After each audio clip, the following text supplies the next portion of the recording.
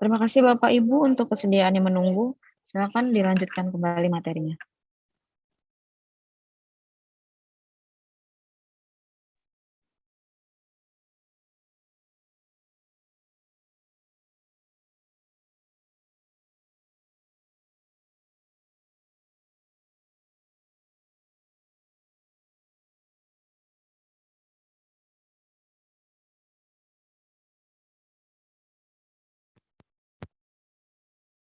Sekarang?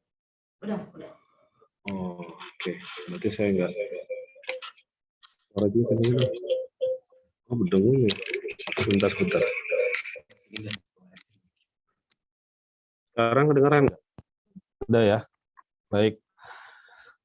Bapak Ibu sekalian, Bismillahirrahmanirrahim. Assalamualaikum warahmatullahi wabarakatuh. Izin meneruskan apa yang tadi disampaikan Bapak Tiar, saya Kusuma. Saya akan menjelaskan sedikit lanjutan terkait dengan profil desa dan kelurahan. Secara tadi kebijakan yang sudah disampaikan, saya ingin menyampaikan lebih lanjut. Izin saya share screen. Kelihatan nggak? Udah ya. Baik. Seperti yang tadi Pak Tiar sampaikan bahwa profil itu gambaran. Jadi kalau kita melihat sebuah profil, itu kita bisa mengetahui sebuah desa atau kelurahan itu seperti apa gambarannya.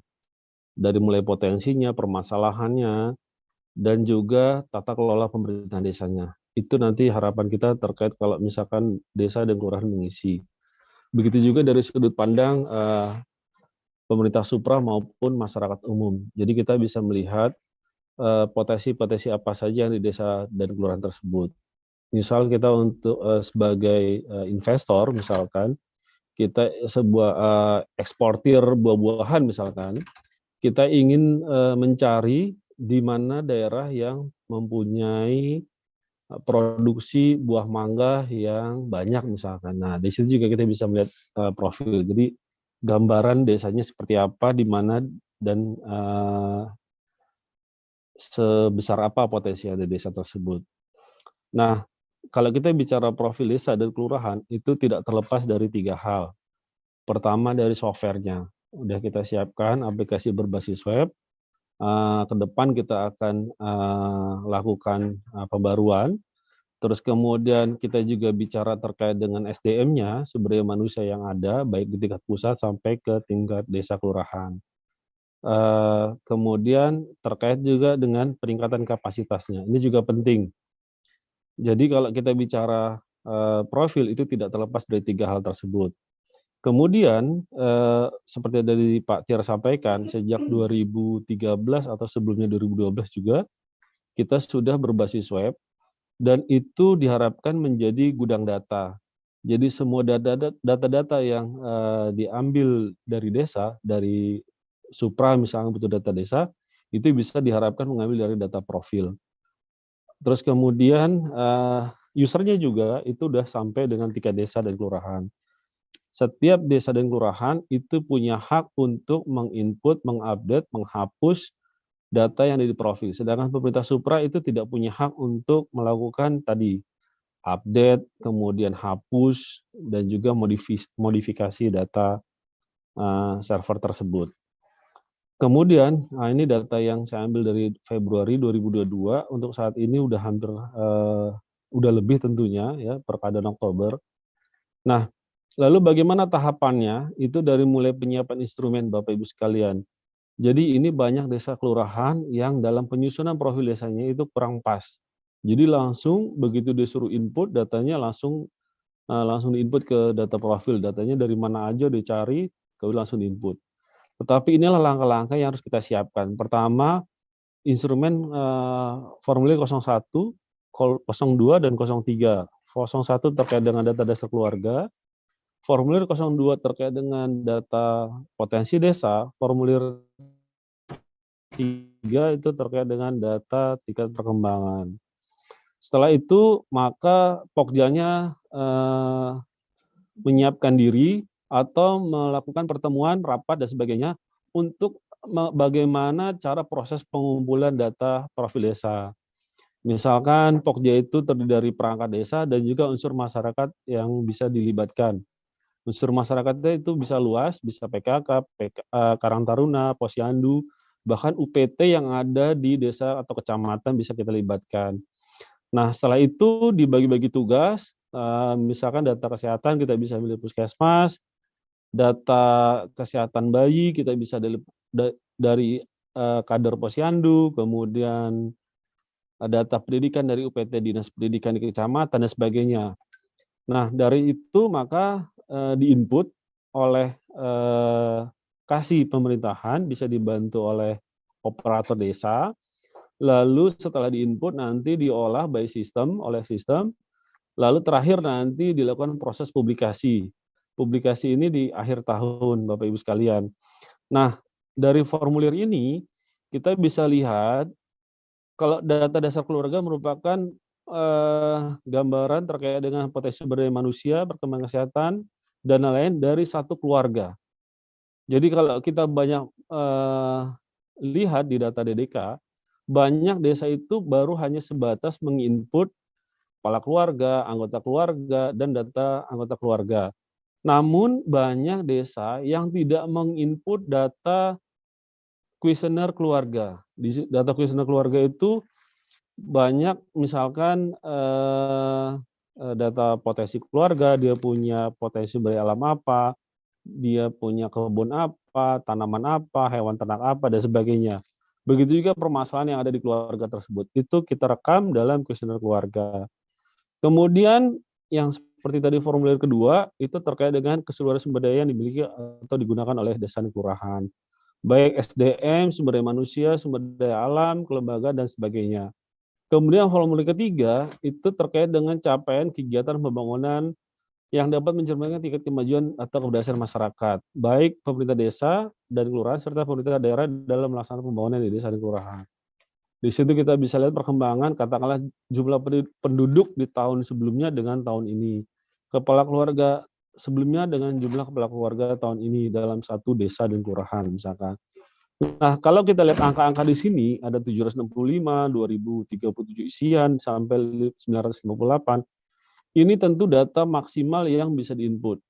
Jadi kalau kita total itu 3.000 lebih, hampir 4.000 data item yang ada di profil desa. Makanya kita tadi di awal menjadi gudang data. Kalau ini bisa diisi lengkap, ini sangat bagus sekali. Bahkan nanti ke depan di perubahan pembaruan aplikasi Prodeskel mungkin ada data yang bisa ditambahkan. Kemudian dari total data tersebut tentu tidak semua desa atau kelurahan mempunyai data. Nah, bagi data yang tidak ada, katakanlah suatu desa memang tidak punya permasalahan,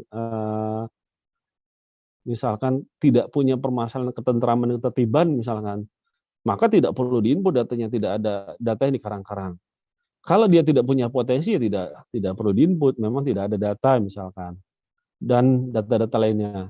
Namun jika data tersebut ada, namun kita tidak punya angka persisnya, nah inilah tugas kita sebagai Pokja, ketuanya adalah sekretaris desa atau sekretaris lurah, penanggung jawabnya kepala desa atau lurah,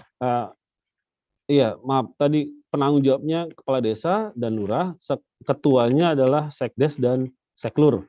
Nah itu yang memotori pengisian data profil desa dan kelurahan. Kemudian, nah ini pokja-pokjanya yang tadi seperti saya sampaikan dari mulai tingkat desa sampai dengan tingkat provinsi.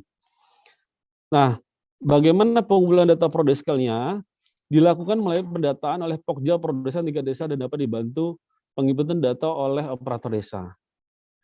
Jadi tugasnya pengisian prodeskel itu tidak dibebankan kepada satu orang saja. Jadi dibebankan kepada Pokja. Di situ ada penanggung jawabnya, ada ketuanya, dan ada anggotanya. Lalu dalam proses penginputannya, data dapat dibantu oleh operator desa. Ini yang kadang-kadang kita semua salah paham dan juga menyebabkan data profil desa itu tidak lengkap diisi. Ya, lalu dari mana sumber informasinya? Itu bisa dari kepala keluarga, pengurus lingkungan, kemudian unsur lainnya, PKK misalnya, lembaga masyarakat dan sebagainya. Nah, data itu bisa didapat secara langsung maupun tidak langsung.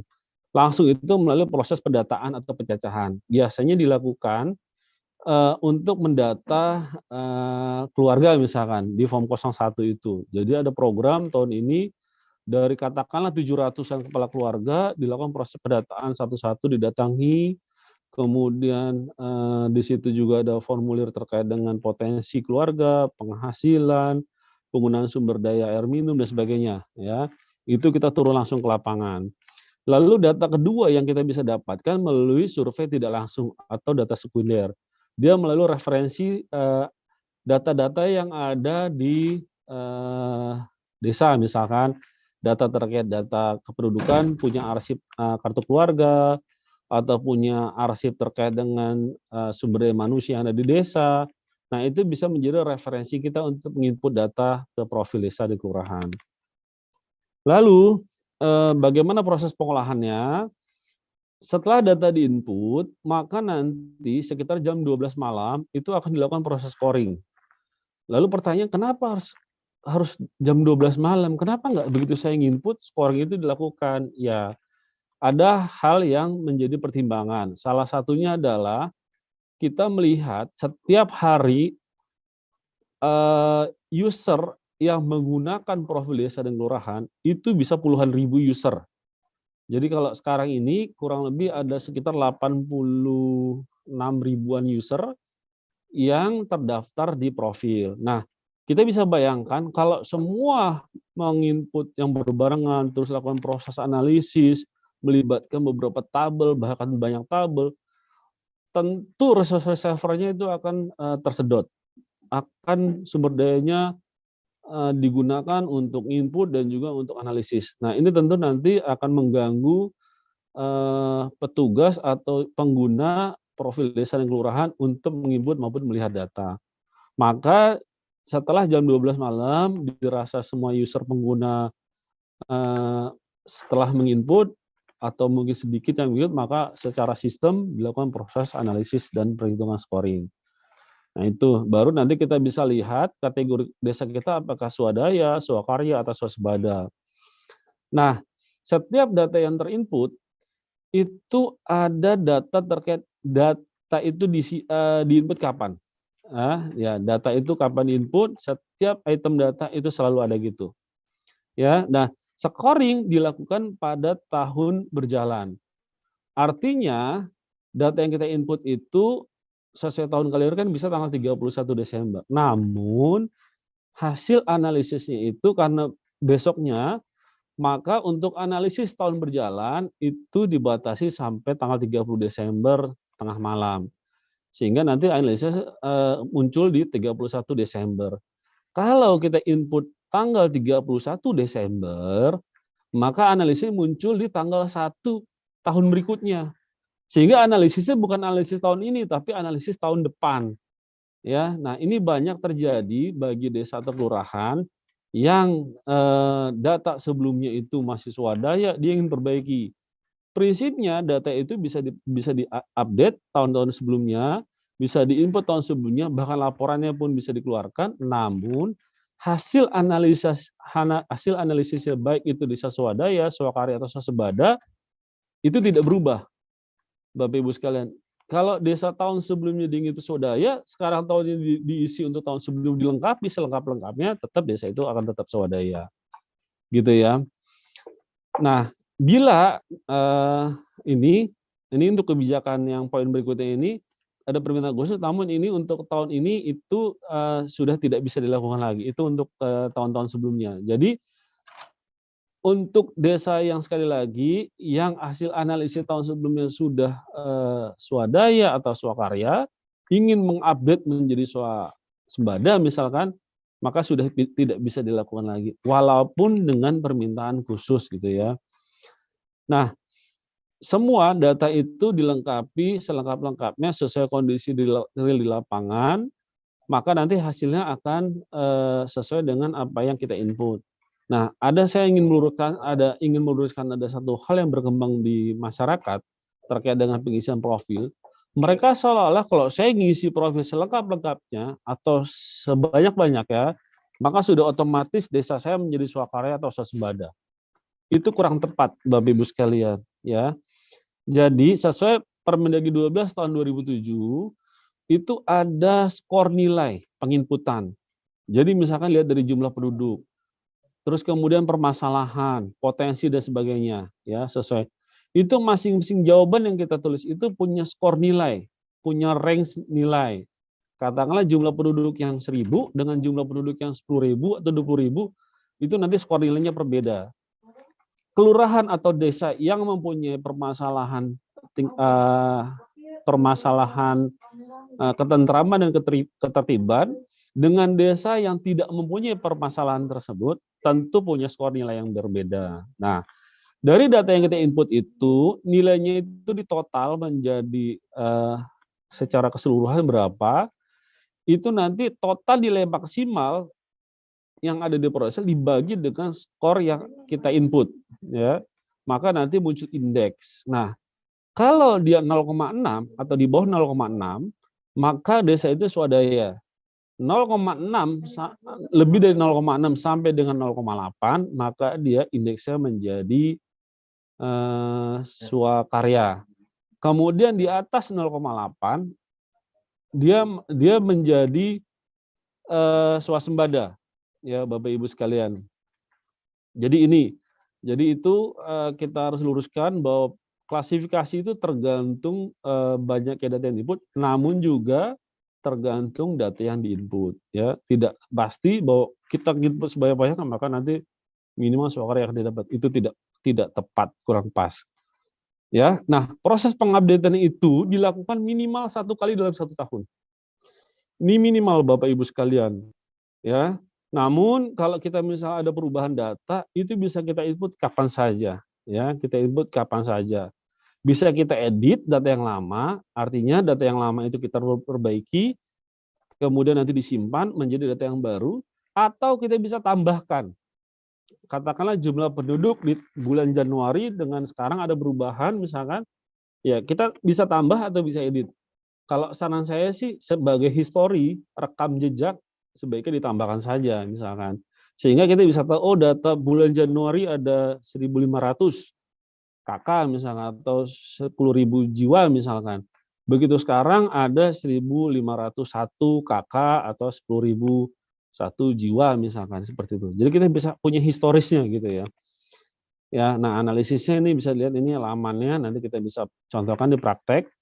Nah, kalau lihat dari jadwalnya, seperti ini Bapak Ibu, ya yang ada di Permendagri, Agustus sampai September itu pengisi DDK, Oktober itu pengisi potensi dan tingkat perkembangan, November itu pengolahan datanya, ya.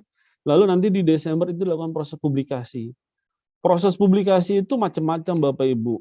Bisa melalui website desa yang sekarang ini website desa.id misalkan ya, nanti proses interoperabilitasnya berbagi pakainya yang saat ini masih berjalan, berproses.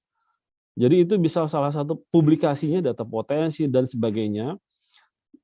Kemudian bisa juga dicetak dalam sebuah buku profil desa dan kelurahan, di situ ada tanda tangan kepala desa, data-data profil itu dirangkum, kemudian ada catatan-catatan khusus misalkan oleh tim penyusunnya, lalu itu disebarluaskan.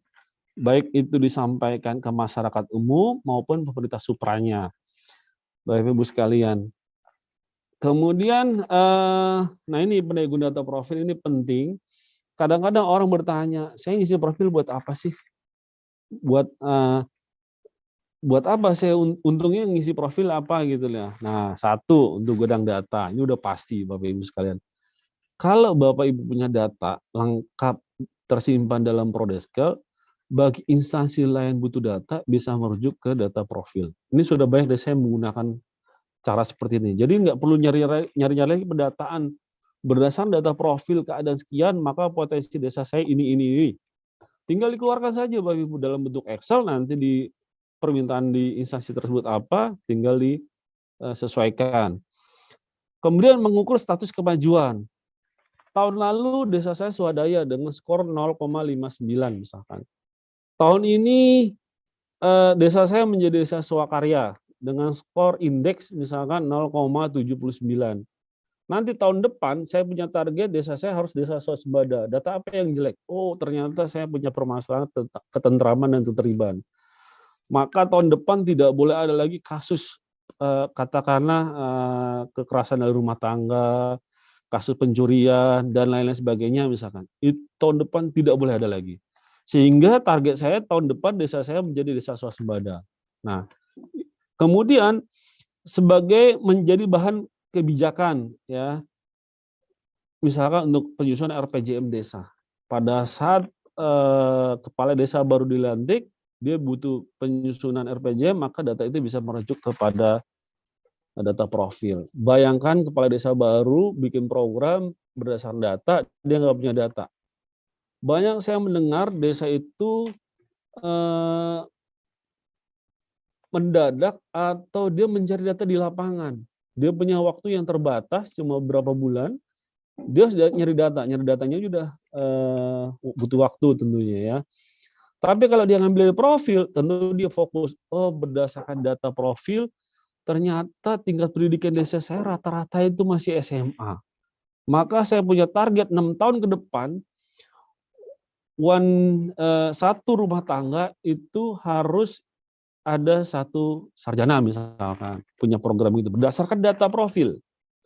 Atau satu dusun, satu RW, satu dusun atau satu lingkungan itu saya punya target satu sarjana misalkan. Bahkan saya punya target desa saya harus ada yang sampai dengan S2 misalkan. Itu data dari profil, Pak, Bapak Ibu sekalian.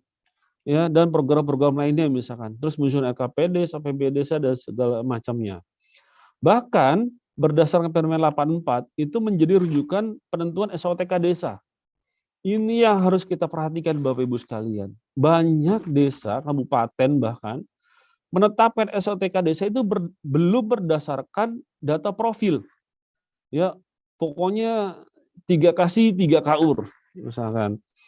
Tetapi profil itu masih swadaya. Nah, ini menyalahi aturan sesuai Permen 84 Bapak Ibu. Jadi kita khawatirkan kalau seandainya ada audit masuk, kenapa desa tersebut menetapkan 3 kasih 3 KUR? Dasarnya apa? Nah, ini takutnya bermasalah Bapak. Ini menjadi perhatian sekali kita semua. Tolong data profilnya diisi minimal menjadi swakarya. Kalau swakarya itu dapat 3 kasih 3 KUR. Jadi minimal usahakan desa kita menjadi swakarya supaya bisa 3 kasih 3 KUR tidak menyalahi aturan. Kemudian pedoman arah pengembangan. Jadi bisa dilihat dari tipologi. Pengembangan pembangunan itu berbeda antara desa pesisir dengan desa jasa, perkebunan dan pertanian. Tentu arah program pengembangan pembangunannya beda. Ya. Kalau tipologi desa kita pertanian, maka arah pembangunannya bagaimana desa kita itu petaninya bisa maju. Misalkan seperti itu. Nah, itu penting Bapak Ibu sekalian. Kemudian yang kelima, bahan penilaian dan pengukuran kinerja, ya. Baik dari pemerintah desanya, kelurahannya maupun di pemerintah supradesanya. Ini penting sekali bahan pengukuran kinerja. Terus kemudian saat ini ya, kita sedang melakukan proses pengembangan profil desa dan kelurahan. Dari mulai penyusunan grand design Prodeskel, kita sudah berjalan kemarin di awal Oktober kalau nggak salah, kita lakukan prakaji lapangan di Kabupaten Kuningan. Kemudian minggu lalu kami di Kabupaten Badung, Bali. Kemudian ada juga di Provinsi Lampung. Nanti juga ada di Provinsi Gorontalo dan juga kalau nggak salah NTB. Ya. Nah, dari hasil grand design ini nanti kita bisa menjadi rujukan untuk penyusunan revisi. Jadi kita bisa tahu, oh ternyata masyarakat itu perlunya seperti ini, pengennya begini, dan baiknya seperti ini misalkan. Nah, dari situ nanti kita rumuskan dari revisi Payung Hukum Permendagri 12 2007 dan itu nanti digabungkan dengan revisi Permendagri 81 tahun 2015. Nah, kemudian nanti kita juga ada pengembangan revitalisasi server ProDeskal. Mudah-mudahan ini bisa diwujudkan sehingga kapasitas server kita bisa meningkat. Saat ini server kita udah cukup baik, cuman karena umurnya saja yang sudah terlalu tua, Bapak Ibu sekalian, maka perlu kehati-hatian. Kalau mobil makin lama, makin tua, kalau dirawat makin antik, nilainya makin besar. Kalau server kayaknya sama juga, Pak, nilainya makin besar. Kenapa servernya nilai makin besar? Karena datanya makin banyak. Ya. Kemudian nanti mudah-mudahan tahun depan juga kita ada reengineering dan pengembangan profil desa kelurahan. Lalu penyusunan indeks tata kelola pemerintah desa. Nah, ini rencana-rencana yang kita ke depan pengembangannya Bapak Ibu sekalian. Nah, salah satunya adalah kita ada dashboard aplikasi ProFDeskal. Tahun ini sudah ada sebenarnya. Nanti mungkin kalau narasumber selanjutnya bisa menjawab itu dari mulai integrasi, validasi, penyajian grafik sampai notifikasi sistem. Ada e-ProDeskal. Kalau Bapak Ibu bisa search itu nanti muncul e-ProDeskal. Maaf. Nah, ini sekilas tampilan terkait dengan profil desa kelurahan. Sekali lagi, semua pengguna itu punya kode registrasi, ada 10 digit. Ya, desa atau kelurahan. Nah, ini tidak hanya desa untuk yang desa kelurahan 10 digit, namun untuk kecamatan digitnya tidak 10. Begitu juga kabupaten dan provinsi. Provinsi 2 digit, kabupaten 4 digit, dan kecamatan itu 6, 7. Ya, kalau nggak salah 7 digit ya. 7 di kecamatan. Kemudian kata sandinya itu ada, kalau standarnya itu kombinasi dari angka dan huruf. Ya. Kalau hurufnya itu semuanya huruf besar.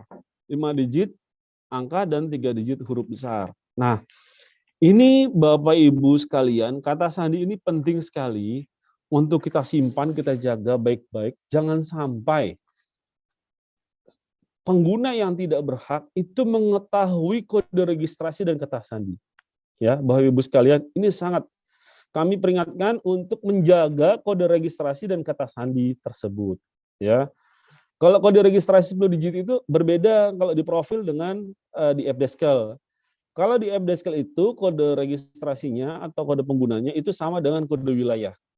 Kalau di ProDeskal itu beda dengan kode wilayah, ya, kode PUM yang ada di Permendagri 72 2020. 20 ya? 72, dan ada Kepmendagri sekian ya 2022 ada yang terbaru. Ini beda. Nah, kata sandi ini kami sarankan agar segera dirubah. Ya, Bapak Ibu sekalian, kata sandi ini agar segera dirubah. Baik tingkat desa, kelurahan, kecamatan, kabupaten kota, dan provinsi. Sehingga kami pun, saya, itu tidak tahu kode registrasi, kalau kode registrasinya mungkin masih nggak berubah ya, tapi kata sandinya kami tidak tahu. Atau pengguna lain tidak tahu. Sehingga ini untuk mengamankan data kita juga. Ya, kalau data potensi, perkembangan, itu terpublis, saya pikir itu tidak terlalu bermasalah, bahkan kalau misalkan data potensial bagus menjadi keuntungan buat desa. Namun kalau sampai data kependudukan katakanlah ini bocor, ini juga bahaya, ya Bapak Ibu, apalagi kalau datanya lengkap. Nah, ini sekali lagi saya sarankan untuk dirubah. Bagi beberapa desa atau kelurahan, mungkin kata sandinya sudah tidak kombinasi 5 digit angka, 3 huruf besar, karena sudah mengalami perubahan. Ya. Nah, ini terkait dengan jenis-jenis data yang ada di ProDeskal ya, dari mulai tanggal. Nah, tanggal ini setiap input data pasti ada tanggal. Secara otomatis tanggal ini diberikan tanggal di mana waktu itu kita nginput. Jadi kalau sekarang saya nginput, maka tanggalnya adalah tanggal 19 garis miring 10 garis miring 2022. Katakanlah demikian. Ya. Kemudian itu nomor urut 1 itu untuk mengisi anggota keluarga ya, anggota keluarga sebagai kepala keluarga itu numerik, kemudian ada teks, ada tanggal. Nah, tanggal ini kita bisa mengetik langsung misalkan tanggal 20 bulan 11 1950 kita ketik 20 11 1950. Kita langsung ketik angka atau kita bisa pilih dari tombol ya atau yang tanggal icon ini Pak. Icon tanggal di sini. Sebelah kanannya ada icon, ini kita bisa kita klik nanti pilih tanggalnya. Terus kemudian ada tombol kancing, lingkaran kecil, semua ini sama ya. Kalau kita menemukan dalam satu pertanyaan ada lingkaran kecil ini beberapa, itu artinya bisa dipilih hanya satu ya, tidak bisa dipilih lebih dari satu. Kemudian ada nanti kotak combo, checklist. Nah, kalau bentuknya kotak kecil atau tombol checklist ini, yang paling bawah ini Bapak Ibu, ini bisa dipilih lebih dari satu ya.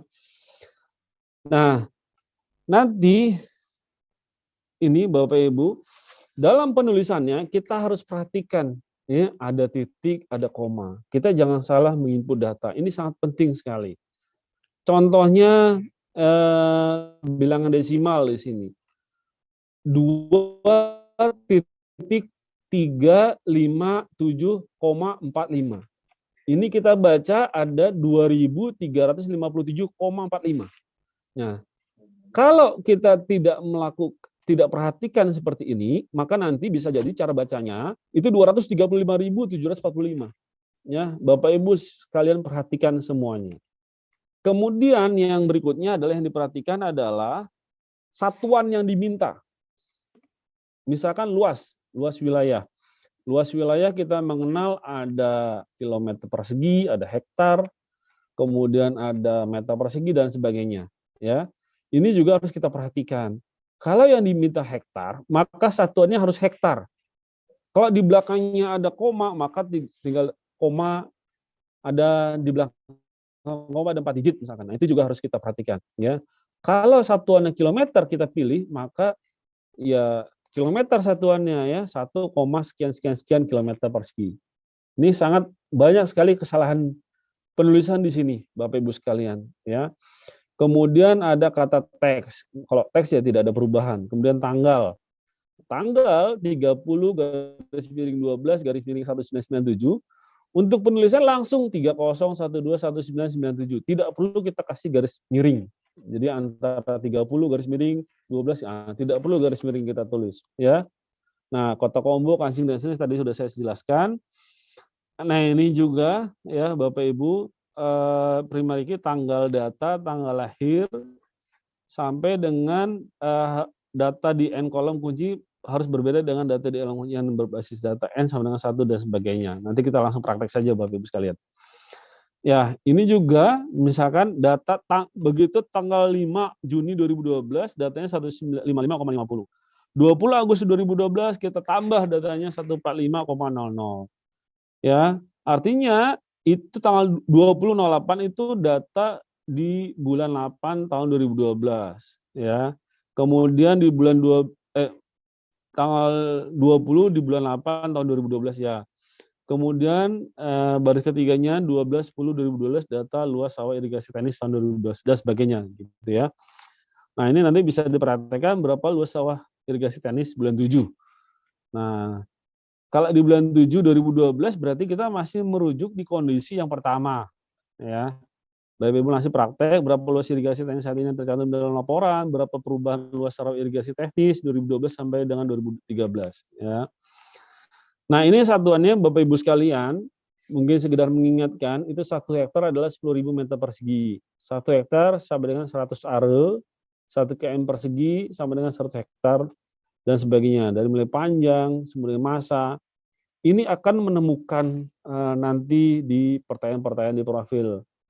Berapa luas area pertanian, berapa luas sawah irigasi, berapa luas kepemilikan tanah masyarakat misalnya satu keluarga, berapa panjang dari desa ke ibu kota kecamatan, berapa panjang dari desa sampai dengan ibu kota kabupaten, ibu kota provinsi dan sebagainya. Yang dilihat apa satuan yang kita perhatikan, atau kilometer atau meter atau mil dan sebagainya. Begitu juga masa juga kita harus perhatikan Bapak Ibu, satuannya apa, pilihannya apa. Ada ton, ada kuintal, ada kilogram. Ya, ini sangat penting sekali. Jangan sampai kita menuliskan luas desa kita salah, begitu digabung dalam satu kecamatan atau satu kabupaten, itu luasnya melebihi dari luas satu kabupaten.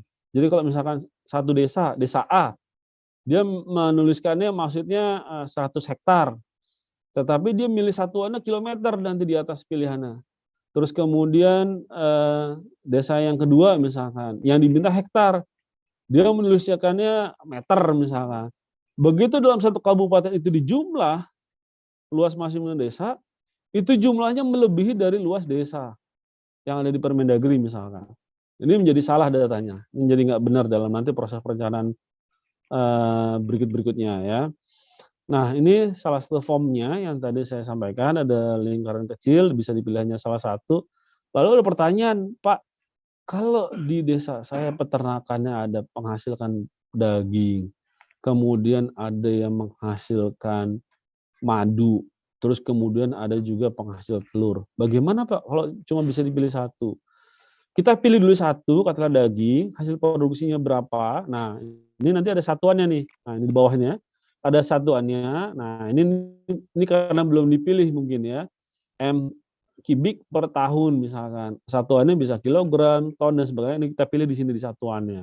Nilai produksi dan sampai jumlah ternak tahun ini. Kalau ini sudah di-input, baru ditambahkan data baru ya, Bapak Ibu tambah data baru disimpan lagi dan sebagainya sampai berapa banyak dia punya produksi peternakan. Nah, ini juga terkait dengan luas lahan ya. Bapak Ibu nanti juga akan menemukan tulisan yang berwarna biru. Luas tanah sawah dalam kurung HA tutup kurung 23,000. Nah, ini ada 23,0000. Ada 4 digit di belakang koma.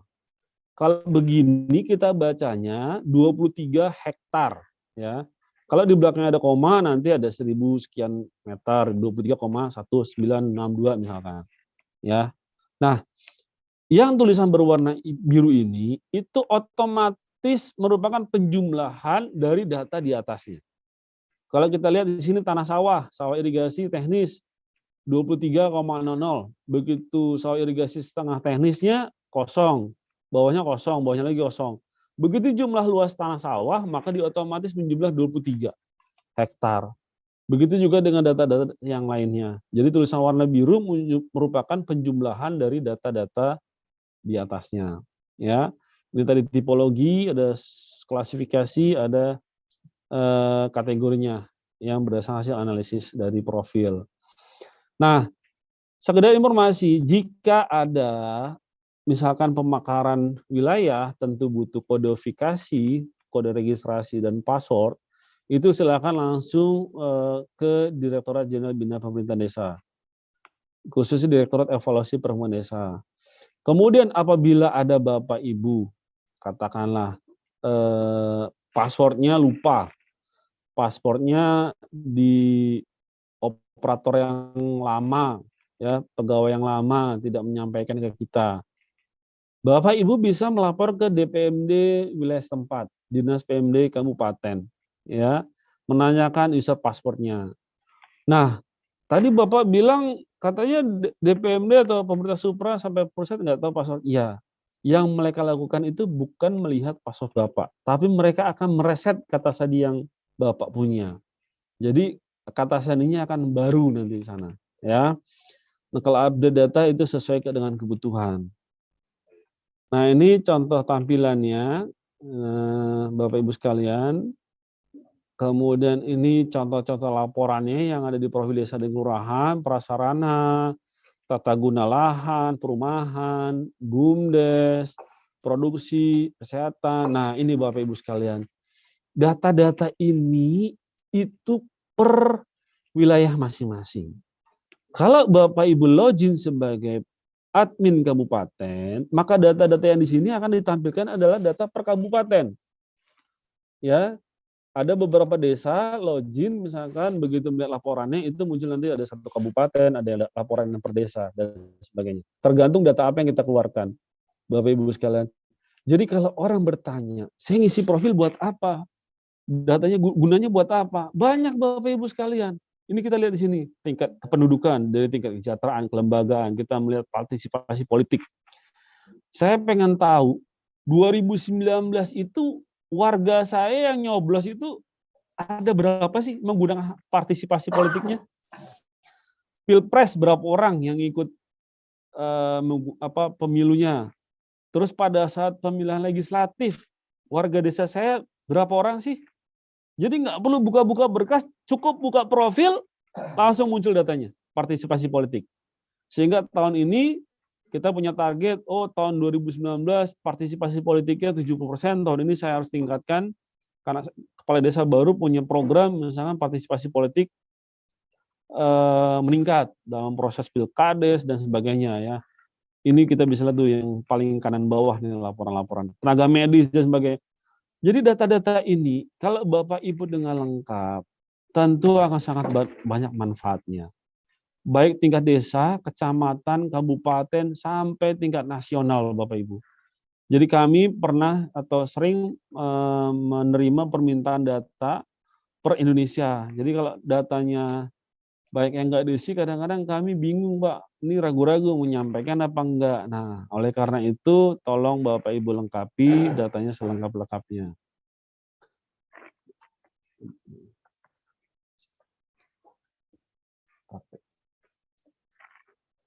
Ya, ini kita lihat dari progresnya, Bapak Ibu sekalian, hasil analisisnya, kemudian laporan-laporannya.